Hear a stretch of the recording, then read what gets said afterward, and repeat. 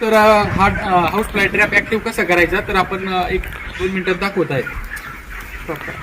या ठिकाणी आता हे सर आहेत फार्म ग्रीन कंपनीचे.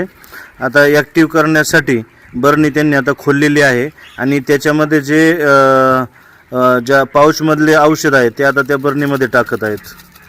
आता बघा, आता औषध टाकल्यानंतर बरणीमध्ये पाणी टाकायचं आहे. आता पाणी टाकून झालेलं आहे आणि असं हलवून घ्या.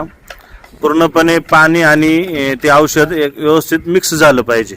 त्यानंतर वरचं झाकण लावून घ्यायचं आणि त्याला आता ही दोरी आहे साहेबांनी धरलेली. आणि आता हे जमिनीच्या लेवलपासून वर 2 फूट टांगतं ठेवायचं आहे. कणी बांधलेलं आहे आणि हे तुम्ही याच्यावर सगळ्या सूचना दिलेल्या आहेत बघा.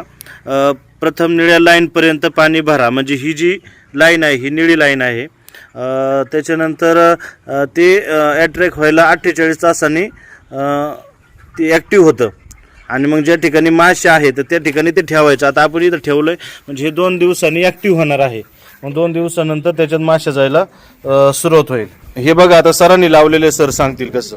हे असं न राहता हे असं राहिलं पाहिजे. इथून माशी आतमध्ये जाते आणि आतमध्ये गेलेली माशी इकडे जाते. यामध्ये गेलेली माशी पुन्हा तिला बाहेर निघता येत नाही. आता हा ट्रॅप आपण ह्या पळशी येथील पोल्ट्री शेडमध्ये लावलेला आहे. हे पोल्ट्रीचे ओनर आहेत. हे आपल्याला 2 दिवसानंतर याचे रिपोर्ट देणार आहेत. धन्यवाद फार्म ग्रीन कंपनी.